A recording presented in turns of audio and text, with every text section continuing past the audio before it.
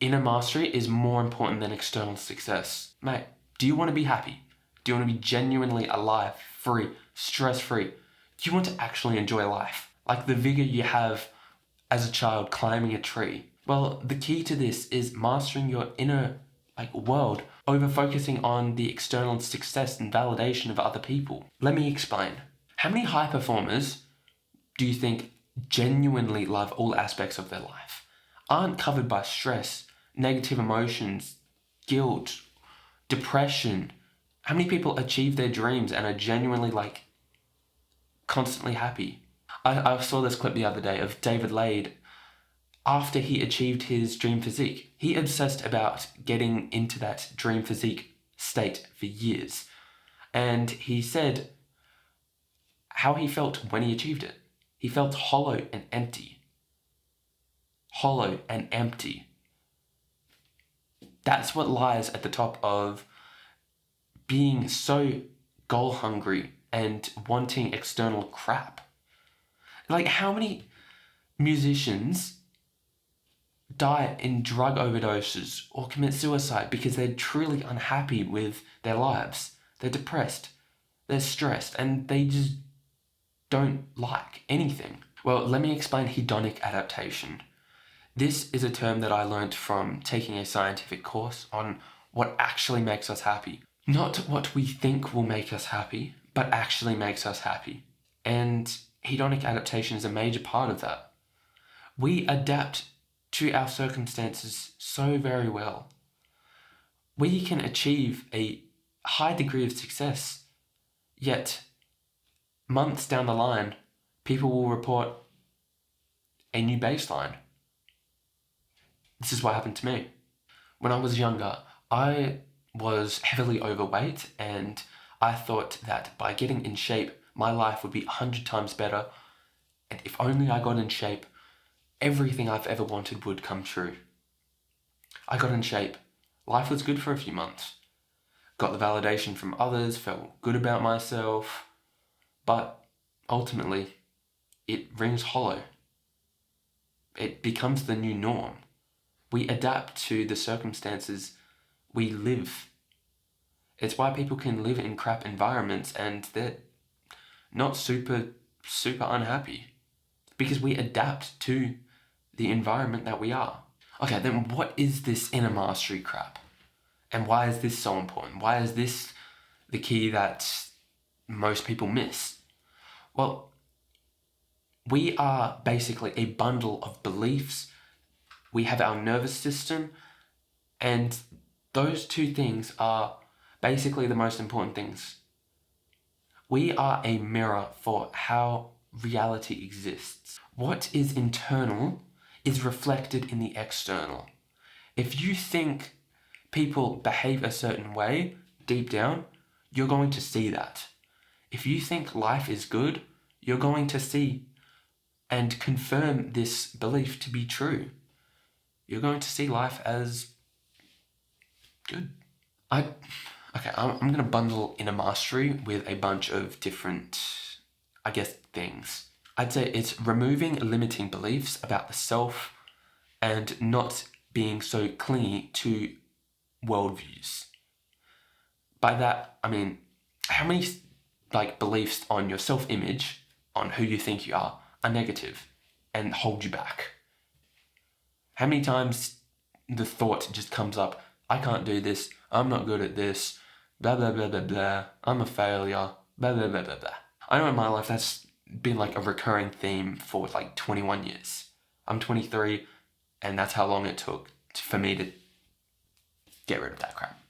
And we have those negative thoughts because of the limiting beliefs and the negative beliefs in the first place. So if we root out negative self-image beliefs, we can begin to live a less anxious, neurotic life where we aren't hating ourselves, or where we feel limited in what we are actually capable of doing. Because these aren't set in stone or real. These are just, we have an experience and we generate a belief as a result. It's not anything real or absolute. In the same way that gravity is real, if you jump up, it's consistently going to bring you down. It's objectively true. Whilst the way you see yourself only exists because you perpetuate more of the same. Your belief that you are shy is only perpetuated by you saying and believing that you are shy. Give yourself enough experiences proving the opposite, start telling yourself that you're not, and realize it's not a set in stone belief and you can change. It is that simple. You believing it's not simple or that it's hard to change, you just believing that. That's the problem. It's we act out our beliefs. If we believe with an emotionally charged fire that I can't change, deep down I truly believe I can't change.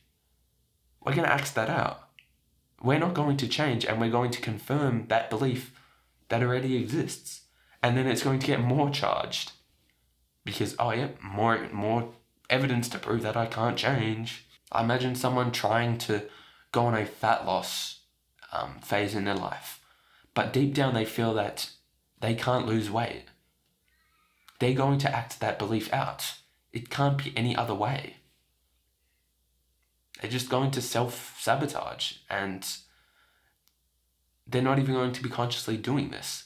They're just going to receive evidence in the form of I haven't made any weight loss. I haven't made any results. That's the evidence, and it's going to confirm what they already know to be true. But they only know that to be true because, in the first place, they believe this to be true. It's just a feedback loop of crap. And you have to see the belief for what it is. It isn't tangible. It's just a thing. Relax and let go. Even a 1% letting go of the thing in question. Seeing it as just it's just a belief, bro. It's not anything tangible. And by focusing more on this side of things over external success, that's how you feel more peaceful. By fixing shit out there, that doesn't reflect or change much. You're just going to adapt to the same situation. Whilst if you change the limiting beliefs inside, that's when shit can actually start to change. Same with your nervous system. Your nervous system could be holding so much unprocessed emotion and trauma that it unconsciously makes you miserable. That it screws over and sabotages areas of your life. This was me. I had such trauma relating to dealing with women that I would go into a room with attractive women and my brain would attack me with thoughts of I'm not good enough, and then my body would feel a deep sense of shame. And was I able to take action, talk to people, and defeat this belief? No, because it was so emotionally charged. My body would genuinely feel a sense of fight or flight, and I couldn't do anything. Only by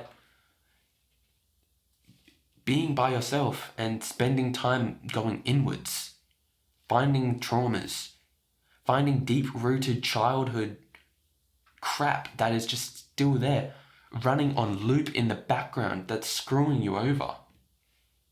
If you find and accept this type of stuff, that's when peace becomes a baseline, where you don't react to situations that happen in the world. And you can become happy just for the sake of it. You don't need other people, sex, drugs, games. You can just exist and you feel whole already. Because a fundamental part of you right now doesn't feel whole. You feel like there's a part of you missing. And that's because of the trauma and the limiting beliefs. My final bit of advice that I would suggest everyone do is to meditate. Start off simple, 5 minutes a day, few weeks, 10 minutes, progressive overload like you're in the gym trying to get stronger. 20 minutes, 30 minutes. and then sticking with that for years on end. Doing that, spending maybe a session every 2 weeks, maybe an hour or two, rooting out some limiting beliefs, rooting out some trauma. It's not that, it's not that much effort. You can dedicate an hour or two every 2 weeks. 6 months later, mate, your life is significantly better. The way you experience crap, the way you experience life is just so much better. More peaceful, less reactive, less stressed. Barely any negative emotions well up. You're confident naturally. All of what you want externally comes more naturally now. You want to attract women, but you're needy and you feel shame and fear when approaching. This inner work, this is the crap that actually changes yourself. And also, a thing on traumas. Trauma isn't just extremely bad stuff that's happened to us. Like being abused as a kid or sexual assault. Things like that. That is big trauma. But trauma in general is emotion stuck in the body that never had a way to express and process itself. That lives dormant in the nervous system and screws you over. And you have to visualize back where that processed emotion is stuck, that unprocessed emotion is stuck, and allow your body to do its natural thing. Like if something bad happened to you as a kid, go back to what you were. Go back to your childhood. Visualize that stuff. Visualize yourself now walking through the shoes of your younger self. Allow the emotions to come up. This type of healing is what's going to change your life and the way you experience life. Not reaching for 10% body fat or becoming rich. Those will help, but you're still going to be the same and you're still going to experience the same underneath. You can have sex with a beautiful woman. Enjoy the crap out of that. You've achieved so much. And then hours later, you feel a pinging emptiness. It's because of this underlying everything. So yeah, I hope you've taken a lot from this video and understand that the inner work is more important than the external. But there's some nuance. Do both at the same time. It's not black or white. I love how that is on the internet. It's just everything is right or wrong, black or white. There's no shades of grey, there's no nuance. I think it's because people in general like outrage. Well, actually, that generates attention. And being counterintuitive to what people say, it's usually only in one aspect or another. Anyway, thanks for watching, mate. Take care. Bye-bye.